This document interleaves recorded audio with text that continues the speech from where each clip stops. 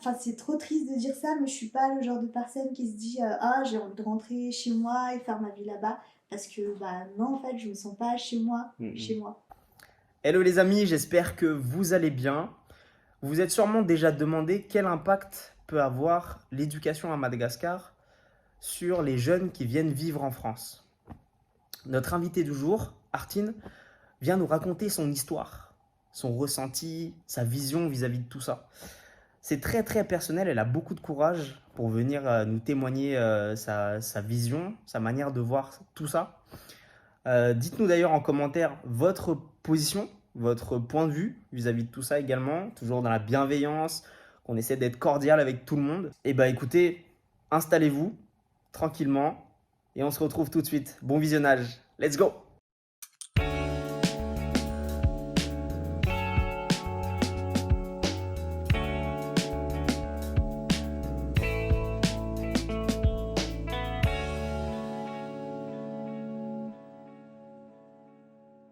Salut, Salut. comment ça va? Première question, comment tu vas?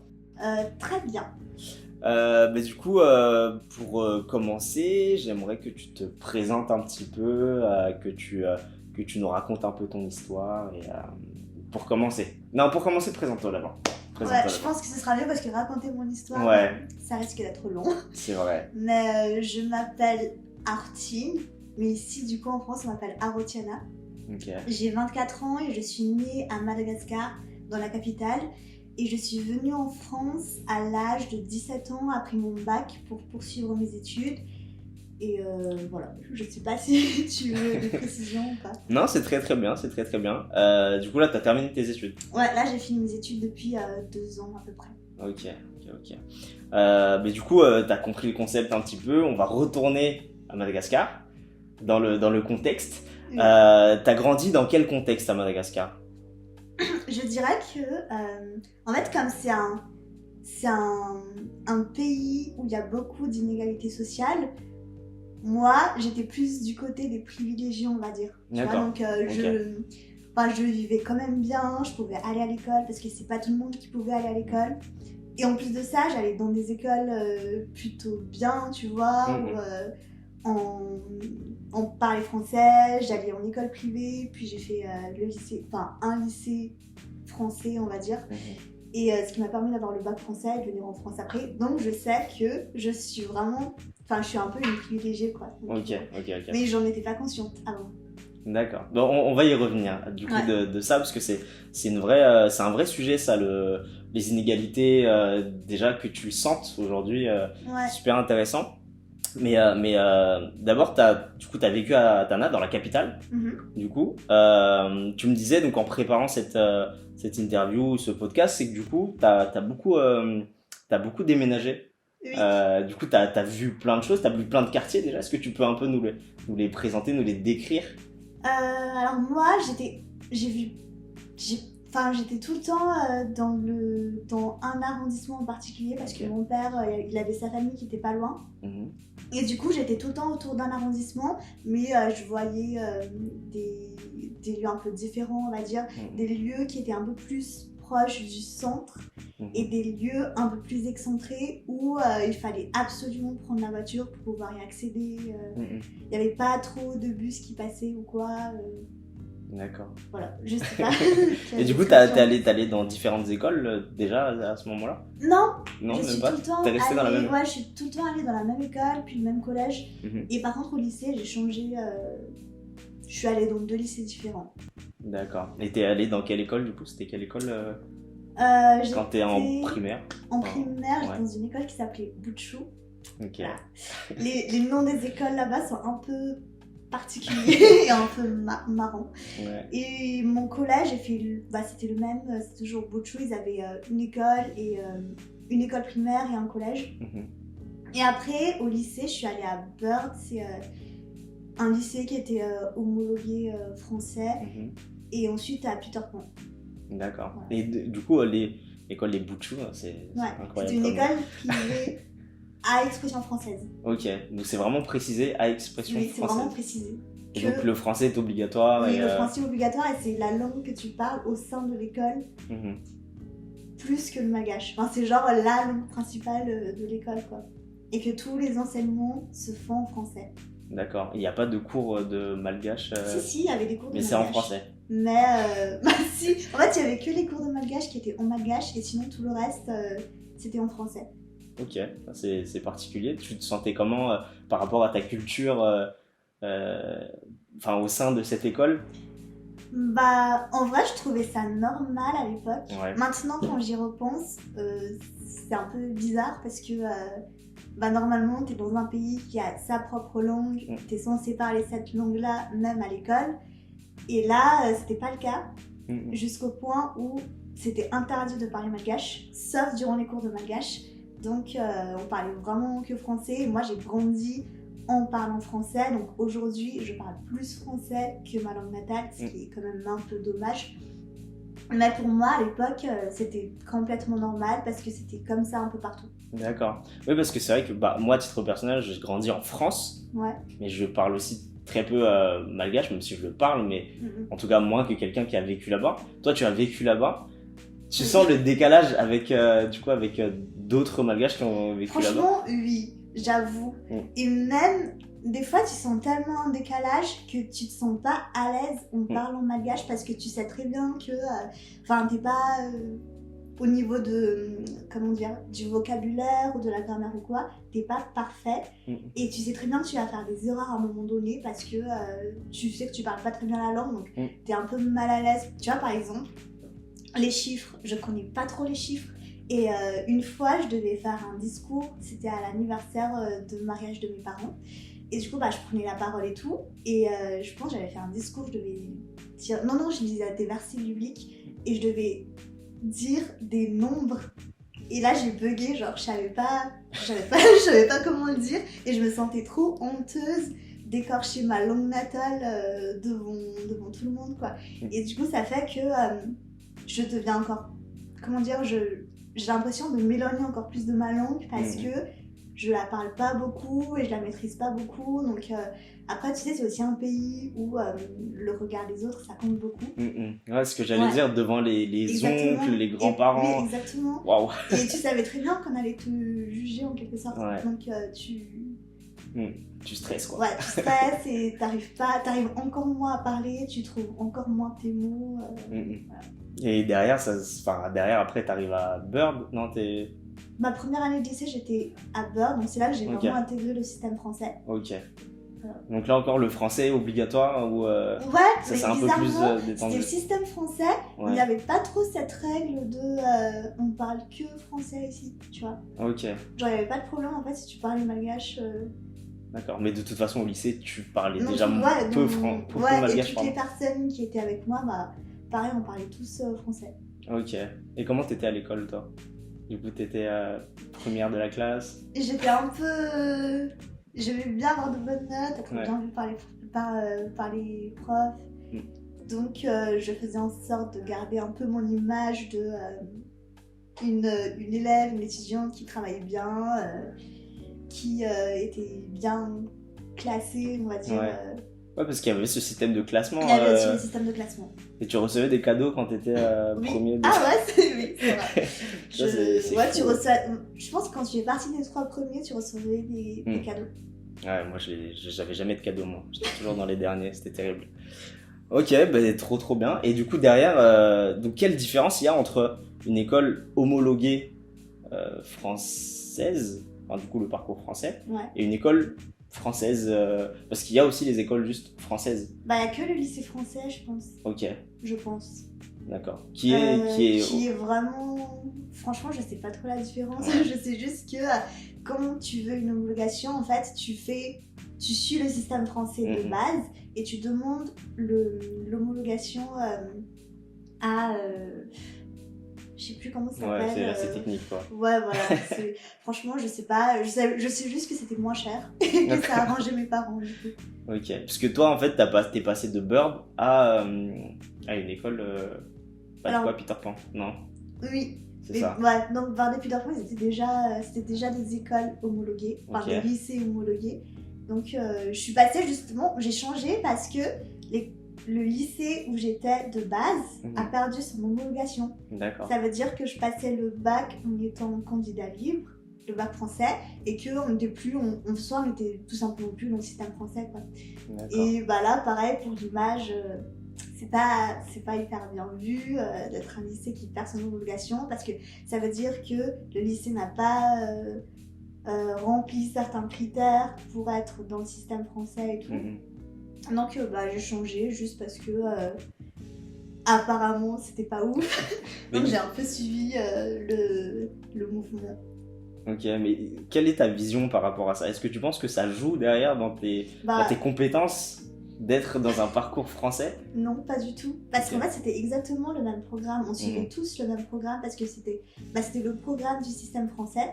Donc logiquement, tu suis le même programme, il n'y a pas de changement. C'est juste que dans un lycée qui n'est pas homologué, tu passes le bac en étant candidat libre.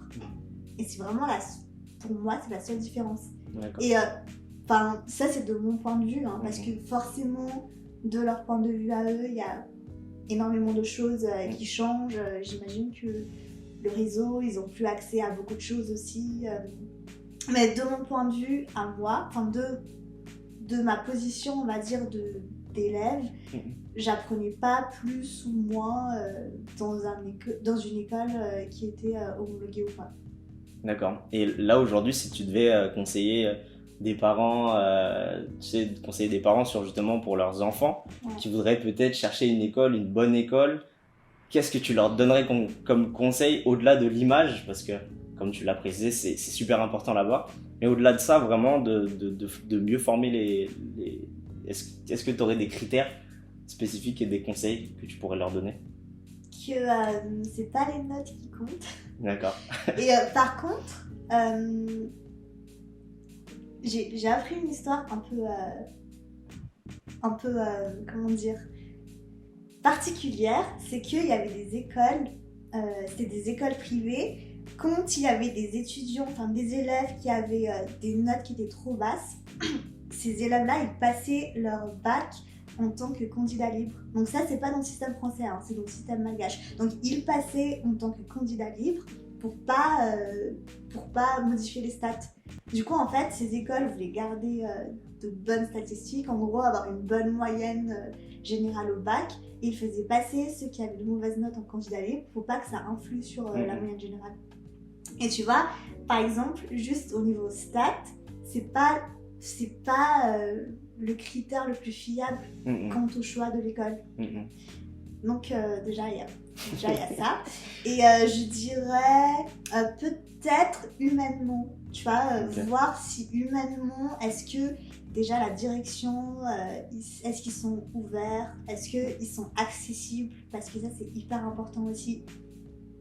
Pareil, les profs, est-ce qu'ils sont accessibles, est-ce qu'on peut bien communiquer avec eux, est-ce qu'ils sont vraiment bienveillants, parce que j'ai connu des profs, des maîtres, maîtresses à l'école qui n'étaient pas forcément dans cette bienveillance-là. Donc ça, il faut vraiment s'en assurer. Et pour moi, c'est le côté humain en fait qui est super important au-delà de ce qu'on t'apprend, parce que l'école c'est aussi le lieu où tu passes clairement le plus de temps possible, et du coup ça va être un lieu où tu vas beaucoup aussi te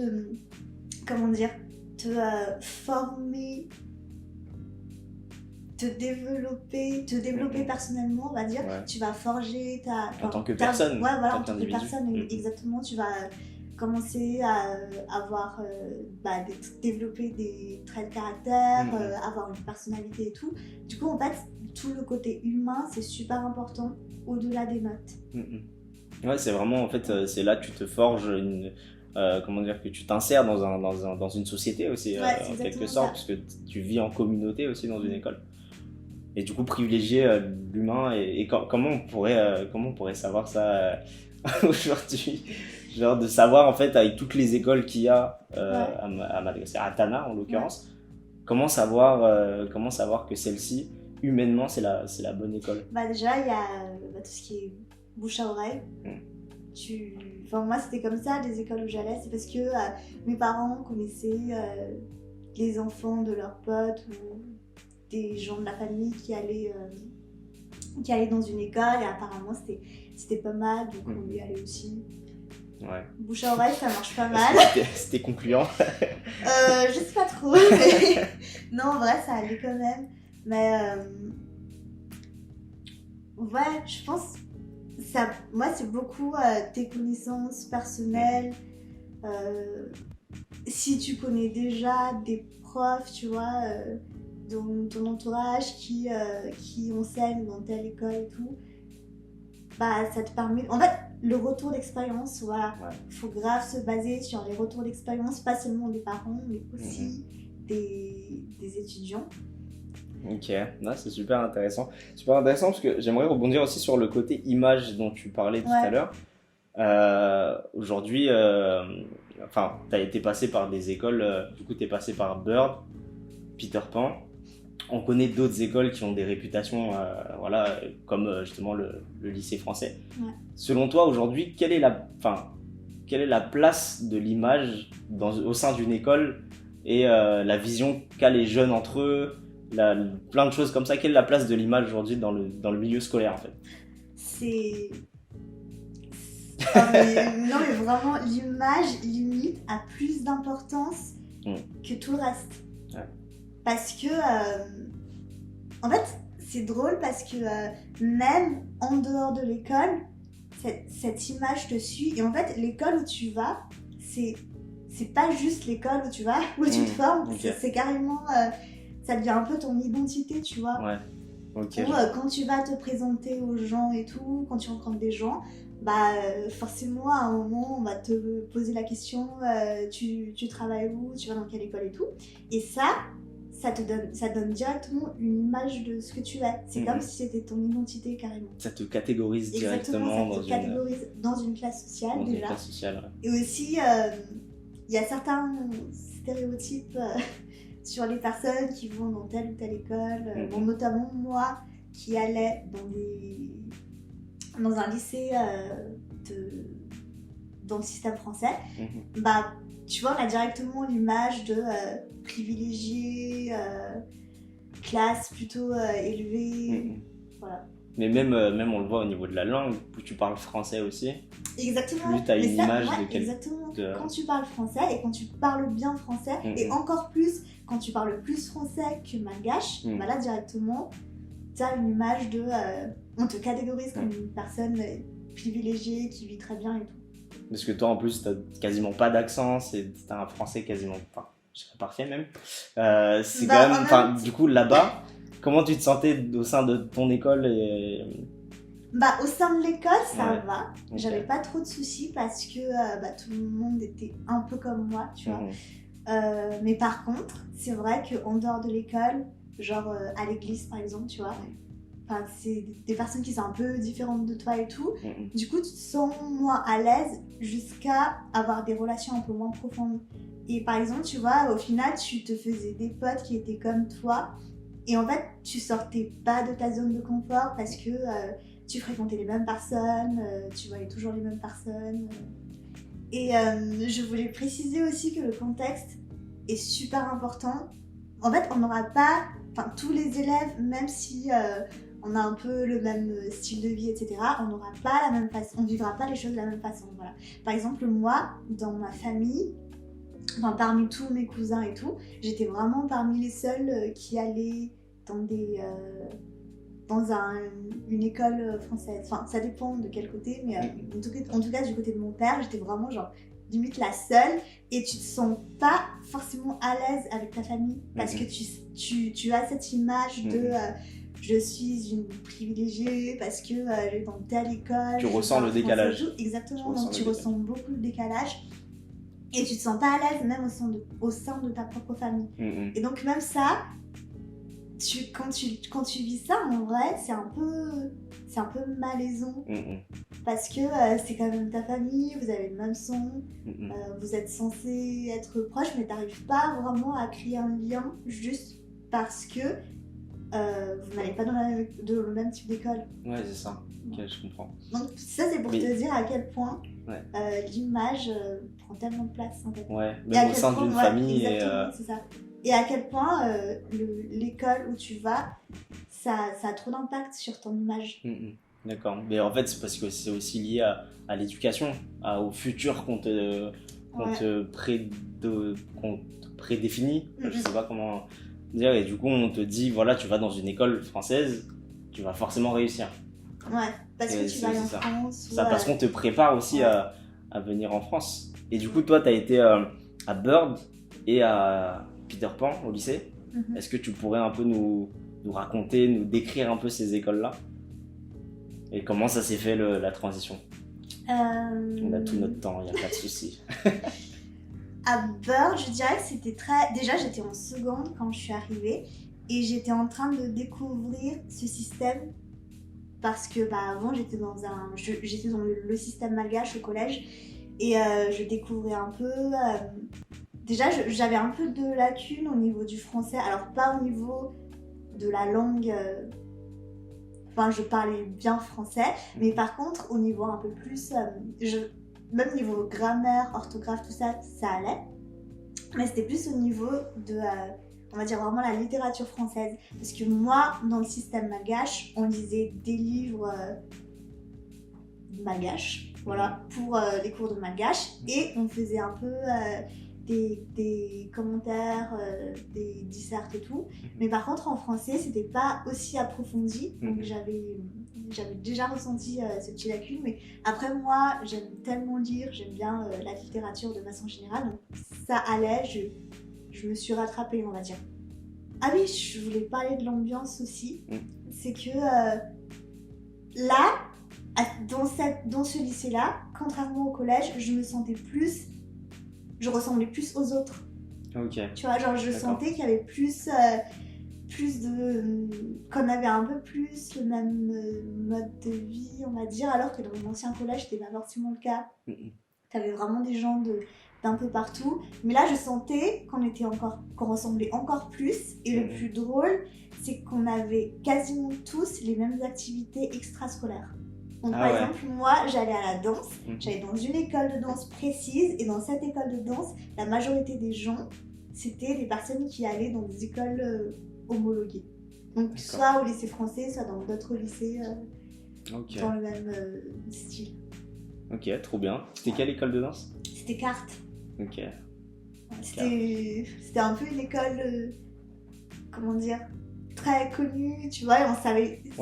J'en ai entendu parler. Ouais, et qu'en fait, comme les frais coûtent super cher, comparé aux autres écoles, on sait tous quel type de personne, voilà, tu vois. Donc, on se retrouve tous au même endroit.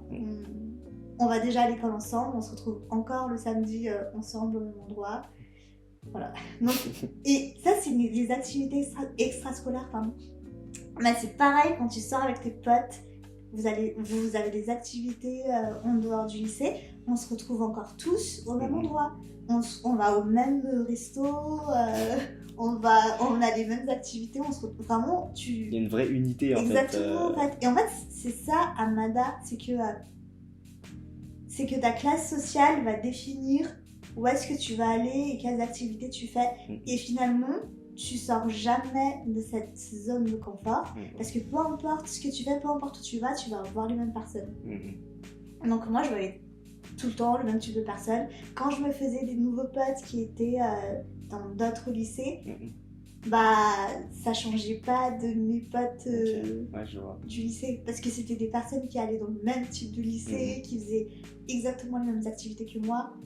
D'accord. Et qui aujourd'hui sont aussi presque tous en France.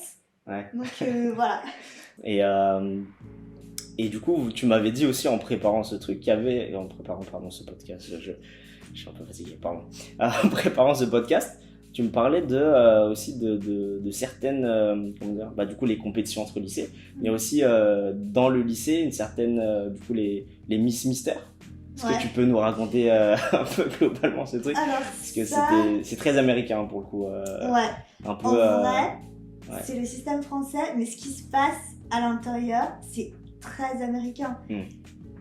Du style, les populaires vs les gens qui étaient au fond de la classe, qui faisaient du bruit. Enfin, c'était vraiment les gros clichés des films de lycée. High School Musical. Exactement.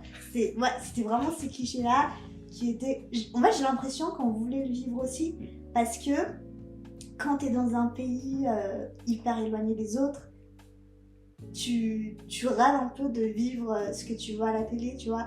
Et du coup, c'est pas désagréable pour toi de le vivre. Au contraire. Après, ça dépend forcément de dans quelle position tu es. Bien sûr. Tu vois. Ouais, ça te donne envie aussi de dire, ouais, mon école, c'est la meilleure, quoi. Ouais, exactement. Ça donne envie de dire ça. Et pour l'histoire de Miss et Mister, du coup, c'était fallait élire un ambassadeur et une ambassadrice du lycée qui représente justement le lycée. Je sais pas trop, franchement, je sais pas trop c'est quoi l'utilité, mais voilà, tu vois, on organisait vraiment, il y avait un événement dédié à ça, donc on ne travaillait pas, hein. Il me semble que c'était un après-midi, on ne travaillait pas, on était tous dans les gradins en train d'élire la Miss et le Mister. Ils faisaient des défilés, et même, il y avait beaucoup de préparation, ils étaient accompagnés par des personnes qui les aidaient pour leur discours, pour le choix de leur tenue. Voilà. Incroyable. Et du coup, c'était vraiment, tu vois, il y avait plusieurs étapes. Il y avait, comment dire, t'avais... J'ai pas le mot. Mais par exemple, tu vois, on te testait sur... Il y avait des tests de culture générale. Une sorte de casting un peu. Exactement. Enfin, c'était vraiment... On en faisait vraiment beaucoup autour. Hein. Franchement... D'accord, ça, c'est incroyable. Il y avait toute une campagne, on va dire. C'était particulier. D'accord. Et du coup, derrière, c'est très américanisé. Pourtant, c'est un système français. Toi, quand tu arrives en France, comment tu le vis? Comment tu vois les choses? Et parce que j'imagine que tu as comparé derrière, forcément. Comment tu le vis derrière l'arrivée en France? Déjà, avant d'arriver en France, j'avais déjà de la famille ici, donc j'avais des cousins qui étaient ici. Et par exemple, j'avais une cousine qui était ici et que j'enviais beaucoup parce que je me disais c'est trop cool, elle vit en France. Enfin, moi, depuis que je suis petite, je suis fan de l'Occident et je me suis toujours projetée en vivant dans un pays occidental. Et du coup, je l'enviais beaucoup. Et finalement, quand elle me racontait c'était comment, je me suis dit, en fait, je l'envie plus tant que ça parce que c'est très banal, tu vois. Et je savais que ce que je vivais au lycée, c'était pas banal du tout et que c'était assez spécial, on va dire. Et au final, en fait, ça m'a tellement... Ça m'a permis de prendre du recul, de voir la différence ici en France, que ça m'a forgé en quelque sorte. Ouais, ça t'a créé un choc aussi. Oui, forcément, il y avait un choc, Et donc derrière, tu te remets en question. Ouais, ça travaille directement. D'accord. Et du coup, derrière, comment tu te sens aujourd'hui en France en tant que malgache? Je veux dire un truc que... Waouh, ça dénonce ça, je sens que... c'est pas... Non, je rigole. Non, mais en vrai, c'est quelque chose qui n'est pas du tout positif, mais je me sens très éloignée de ma culture.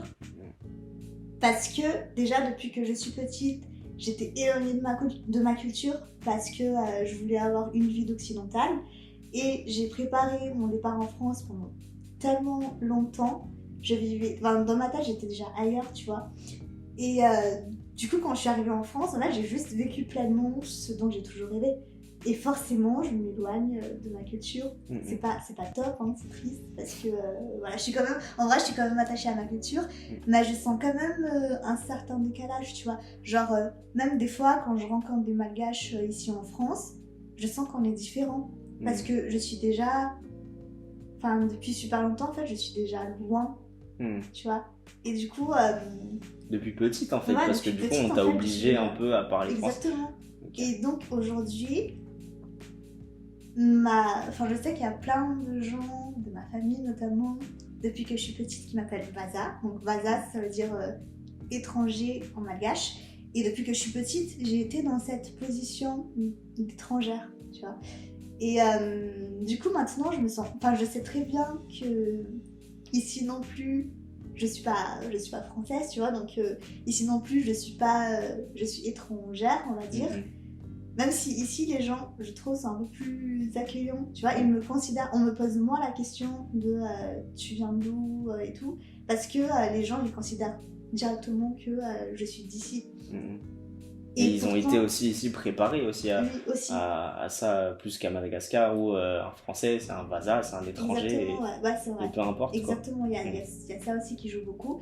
Mais pareil, tu vois, si là je rentre à Mada, je sais très bien que qu'on va se comporter différemment avec moi parce que je vis à l'étranger. Par exemple, à Mada, les gens ils pensent que quand tu vas en France, c'est bon, tu vois, on revient sur le mutisme, c'est bon, t'as une super vie, tu gagnes bien ta vie et tout, donc ils s'attendent à ce que quand tu vas rentrer, tu vas faire plaisir à tout le monde. Ouais. Parce que il y en a qui te demandent des téléphones, des chaussures. Ouais, exactement. Il y en a, ils vont me dire ah, mais c'est bon, maintenant tu peux te permettre d'acheter ceci, cela, voilà. Alors que c'est pas forcément le cas, mais c'est comme ça qu'on voit les personnes qui sont parties à l'étranger. C'est directement, tu vois, on va une fois de plus se catégoriser comme toujours un ou une privilégiée. Et voilà. Donc moi, j'ai toujours un peu cette appréhension quand je rentre. Et d'ailleurs, je rentre pas du tout souvent. Ça fait presque 5 ans que je suis pas rentrée. Et c'est vrai que ma famille me manque et tout, mais tellement j'ai cette appréhension de comment on va me voir, comment on va se comporter avec moi, que j'ai cette appréhension que j'ai pas trop envie de rentrer. Et j'ai pas envie qu'on me pose des questions qui me saoulent. Et donc je reste un peu dans ma zone de confort, quoi. Et c'est bizarre de se dire que finalement ta zone de confort, c'est un pays où t'es pas né. Ouais. Tu vois. Donc je suis pas, c'est trop triste de dire ça, mais je suis pas le genre de personne qui se dit j'ai envie de rentrer chez moi et faire ma vie là-bas, parce que non, en fait je me sens pas chez moi. Ouais, je comprends. Ouais, c'est vraiment depuis en fait on t'a un peu construit aussi de cette manière-là, c'est-à-dire le système a fait que ça t'a créé cette personnalité-là qui... Voilà, est-ce qu'aujourd'hui tu te sens un peu aussi dans un entre-deux assez particulier, assez spécial quand même? Ouais, franchement, il y a grave une sorte de conflit culturel parce que, par exemple, à Mada, quand t'es beaucoup dans la société, dans l'image, c'est super important de faire comme tout le monde, alors qu'ici, tu vois, c'est vraiment une société plus individualiste. Où tu fais tout de toi-même. Là, je grossis les traits, mais ici, voilà, c'est beaucoup plus individualiste. Tu penses pour toi, tu penses à toi. Et quand il y a ce choc culturel, c'est pas du tout évident à vivre, notamment vis-à-vis de ta famille. Oui. Donc, par exemple, il y a certains choix que je fais, certaines choses que je fais. Mes parents, ils vont pas comprendre parce que eux, ils n'ont pas grandi de la même façon que moi, ils n'ont pas vécu ce que moi je vis maintenant, donc ils comprennent pas en fait pas mal de choses que je fais, tu vois. Ouais. Et c'est vrai que cette pression-là des parents, on n'en parle pas suffisamment, mais il est fort. Ouais, il est fort parce que eux, ils l'ont subi, leurs parents l'ont subi, etc. Et en fait, on a tellement eu l'habitude de, à Mada, tu vois, l'autorité parentale, c'est super important. Mais vraiment, c'est super important de respecter les aînés, pas seulement tes parents, mais les personnes qui sont plus âgées que toi, jusqu'au point, par exemple, où lorsqu'il y a des réunions de famille ou quoi, on sépare les adultes des enfants. Et même quand on devient adulte, on est quand même séparé de l'autre génération, tu vois. Ouais. Donc ça, par exemple, c'est un truc que je vois beaucoup au sein de ma famille. C'est pas... Même si aujourd'hui j'ai 24 ans, les discussions d'adultes, c'est des discussions d'adultes et toi tu restes un enfant, tu vois. Et j'ai l'impression que en fait, c'est un cercle vicieux. Ouais. Ça se répète au fil des générations. Et tu sens tout le temps qu'il y a un écart entre les parents et toi. Et que de toute façon, tu respectes tes aînés. Les aînés, ils ont toujours raison. Et toi, comme t'es plus jeune, t'as moins d'expérience, tu sais moins de choses, bah toi, on t'écoute pas, tu vois. Est-ce que tu vois que ça évolue un petit peu du côté des jeunes aujourd'hui par rapport à justement à cette mentalité vis-à-vis des aînés, etc. Alors déjà, très sincèrement, je suis pas forcément la personne la mieux placée pour y répondre parce que justement, comme je l'ai dit, ça fait 5 ans à peu près que je suis pas rentrée. Mais par contre, de ce que je vois, il y a quand même une certaine évolution. Tu sens qu'au niveau par exemple de l'éducation, les personnes que je connais qui ont eu des enfants et tout, qui sont restés là-bas, tu sens qu'au niveau de l'éducation, il y a déjà pas mal de changements, tu vois. Où tu laisses un peu plus exprimer ton enfant, alors qu'avant c'était pas du tout le cas. Je sais pas si c'est aussi parce que maintenant on prend plus conscience ou qu'il y a un peu plus de personnes qui partent à l'étranger et qui vivent justement cette prise de recul et qui se remettent en question, etc. et qui du coup adaptent un peu leur façon d'éduquer leurs enfants ou quoi. Mais je sens quand même un petit peu le changement. Mais je peux pas t'en dire plus parce que je suis pas du tout la mieux placée pour ça, tu vois. Mais typiquement, si tu me parles vraiment au sein du pays, comment ça se passe, je sais pas. Et le pire dans tout ça, c'est que je sais très bien que moi, si un jour j'aurai des enfants, bah je vais pas les éduquer à Madagascar, tu vois. Donc donc on sait pas. Ouais, voilà. Ok, parce que moi j'ai conscience aussi j'ai l'impression que ça évolue quand même d'une certaine manière, parce que du coup les générations qui arrivent, c'est des nouvelles générations et du coup l'éducation change en fonction des générations et de comment voilà. Mais au-delà de ça, il y a aussi la digitalisation. Aussi, ouais. Maintenant, on se forme, comment dire, on est moins fermé, je dirais que le pays est moins enfermé entre 4 murs en quelque sorte, parce que t'as plus accès aux actualités, t'as plus l'influence culturelle de l'Occident justement, et même plus, il n'y a pas que l'Occident mais vraiment de partout, et du coup ça te permet de voir plus d'autres choses et d'être un peu plus, on va dire, ouvert d'esprit, parce que très honnêtement, la génération bien avant, niveau ouverture d'esprit, c'était pas forcément ça. Voilà. Au moins c'est dit. Au moins c'est dit. Et, ouais. Est-ce que par rapport à justement à tout ce qu'on vient de dire, est-ce que tu aurais un message à passer du coup aux jeunes, peut-être aux anciens aussi si tu as envie, ou aux générations futures, est-ce que tu as un message à passer? Mon message, c'est sois ouvert d'esprit. Vraiment, accueille les choses qui se passent autour de toi. Et surtout, tu as le droit de changer. Tu as le droit de changer d'avis. En fait, il faut que tu évolues. Donc, il faut vraiment que tu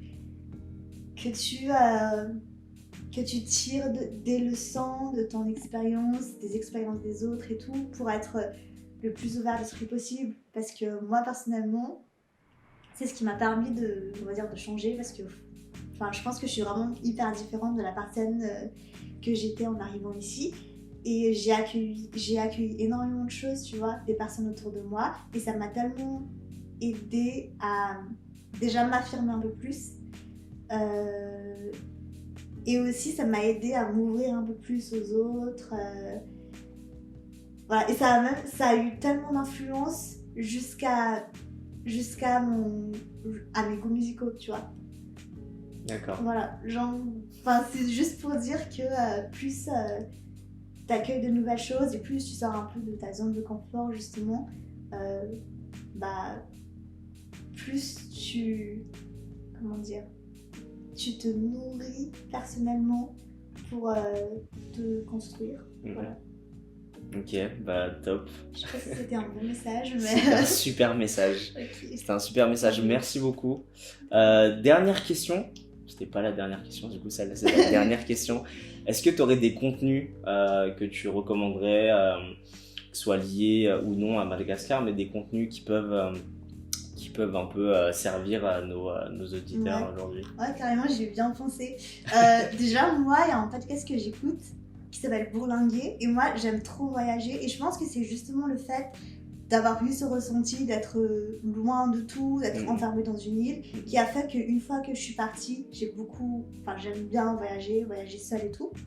Donc il y a un podcast qui s'appelle Bourlinguer, qui est vraiment pas mal parce que déjà il y a des personnes qui sont allées à Madagascar qui racontent un peu ce qu'ils ont vécu, mais il y a vraiment de tout. T'as des personnes qui sont parties plusieurs mois loin de chez eux et qui racontent leur expérience. Il y a des personnes qui sont parties juste quelques jours et qui ont quand même vécu des trucs de ouf. Et moi, avant de partir en voyage, j'aime bien écouter pour justement avoir des conseils et tout. Donc il y a ça, un podcast. Et je voulais parler d'un livre qui... Pour ceux qui aiment la lecture. En vrai, ce livre, il est très facile à lire. Alors moi, je ne l'ai pas encore lu entièrement, j'ai juste feuilleté. Je te dis le titre et tu vas comprendre. C'est L'art d'avoir toujours raison de Schopenhauer, je crois. Je connais. Je pense que tu connais, ouais. C'est un peu du style L'art de la guerre de... L'art de la guerre de... Je sais pas comment on dit ça. Moi, je l'ai pas encore lu, mais... Non, franchement, je l'ai acheté il y a pas longtemps. J'ai un peu feuilleté et il y a plein de trucs hyper intéressants parce que en tant que malgache, notre culture nous a tout le temps... dans notre culture, tu peux pas contredire les gens, tu peux pas trop t'étaler sur ton opinion, etc. Et en fait, ce que j'aime bien avec ce livre, c'est que ça te pousse justement à apporter tes arguments, à contre-argumenter, à contredire limite quelque chose que t'es pas censé faire parce que ta culture te l'a imposé. Mais voilà, j'ai pris ce livre et je me suis dit... déjà, moi, ça m'aide personnellement, même dans mon travail et mes projets perso, mais de façon générale, je trouve que ça peut être intéressant quand tu as grandi d'une certaine façon, d'apprendre à affirmer ton avis, ton opinion, apprendre à contredire aussi, parce que c'est vu comme quelque chose de mauvais, mais est-ce que c'est si mauvais que ça? Je sais pas. Voilà. Et on laisse la question en suspens, c'est super intéressant. En tout cas, merci beaucoup. J'invite du coup tout le monde à partager, à commenter, à s'abonner, super important. S'abonner, c'est gratuit, c'est sympa. Et puis à en parler autour de vous aussi. Et voilà, puis on se retrouve très bientôt pour un nouvel épisode. Ciao. Merci.